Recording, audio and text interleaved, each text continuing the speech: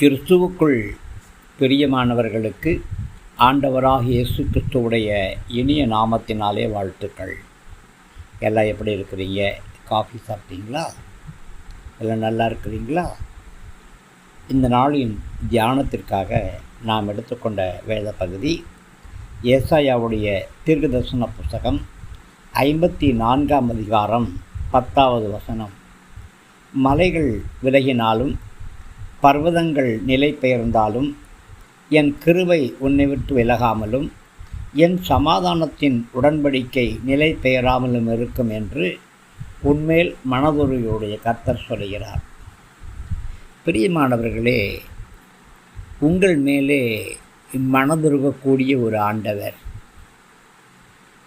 மனதுருகும் தெய்வமே ஏசையா என்று சொல்லி ஃபாதர் பாடினபடியாக மெய்யாக அந்த மன உருக்கத்தின் காரணமாகத்தான் நம்முடைய பாடுகள் துக்கங்கள் எல்லாவற்றையும் கல்வாரி சிலுவையிலே கர்த்தர் சுமந்து தீர்த்தார்.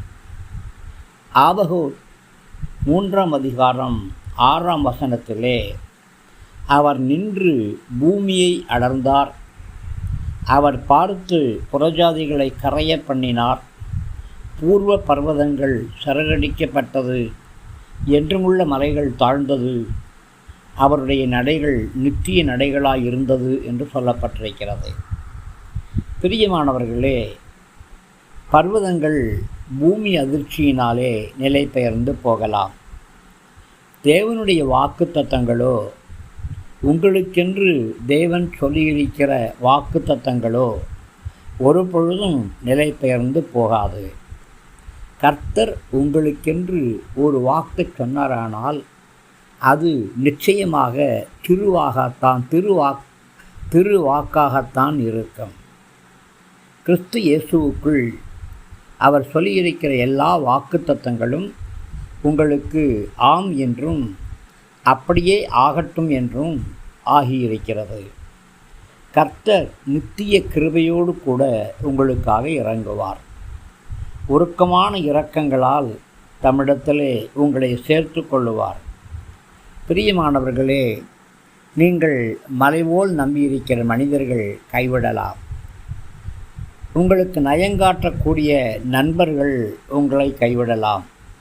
உற்றாரும் உறவினரும் நீங்கள் நெருங்கி பழகினவர்களும் உங்களை கைவிடலாம். ஆனால் நம்முடைய கர்த்தரோ ஒருபொழுதும் உங்களை கைவிட மாட்டார். கர்த்தருடைய கிருபை நித்திய கிருபையாக இருப்பது போல நம்மேலே வைத்திருக்கிற அன்பும் நித்திய அன்பாயிருக்கிறது. அவருடைய அன்பு ஒரு பொழுதும் மாறாது. ஆம், கணவனின் அன்பொரு நாள் கரைந்தே போகலாம், மனைவியின் அன்பொரு நாள் மறைந்தே போகலாம். ஆனால் கர்த்தருடைய அன்பு ஒரு பொழுதும் மாறாது. பிரியமானவர்களே, இந்த பூமியிலே ராஜாக்களும் அதிகாரிகளும் பிரபுக்களும் கர்த்தருக்கு விரோதமாய் எழும்பினார்கள். அவர்களால் கர்த்தரை நிலை பெயரச் செய்ய முடியவில்லை. ஆனால் அவர்கள்தான் நிலை பெயர்ந்து போனார்கள். கர்த்தருடைய கிருபையானது அவருடைய பிள்ளைகளாகிய உங்களை விட்டு ஒருபொழுதும் விலகிப் போவது கிடையாது.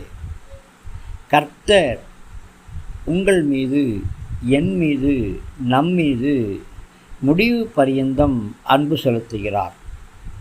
கர்த்தருடைய அன்பு நிலை பெயராமல் இருப்பது போலவே அவருடைய சமாதானத்தின் உடன்படிக்கையும் நிலை பெயராமல் இருக்கும். கர்த்தரே நம் மீது சமாதானத்தின் உடன்படிக்கையை பண்ணியிருக்கிறார்.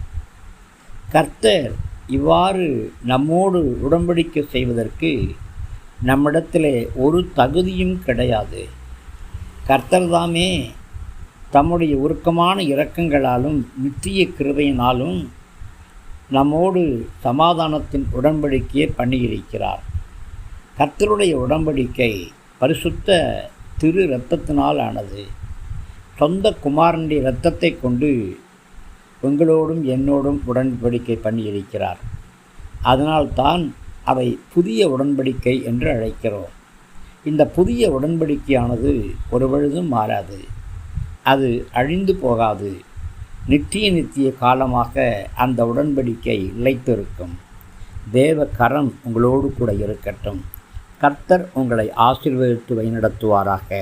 ஆமேன், ஆமேன். கிறிஸ்துவுக்குள் பிரியமானவர்களுக்கு அபிஷேகம் செய்யப்பட்ட இந்த ரேமா வார்த்தைகள் உங்களுக்கு ஆசீர்வாதமாக இருக்கும் என்று விசுவாசிக்கிறேன். தயவாக நம்முடைய ஜீசஸ் பிளஸ்ஸிங் யூ யூடியூப் சேனலில் லைக் பண்ணுங்கள், ஷேர் பண்ணுங்கள், சப்ஸ்கிரைப் பண்ணுங்கள், கமெண்ட் பண்ணுங்கள். உற்சாகமான காணிக்கைகளால் நம்முடைய ஊழியங்களை தாங்குங்க.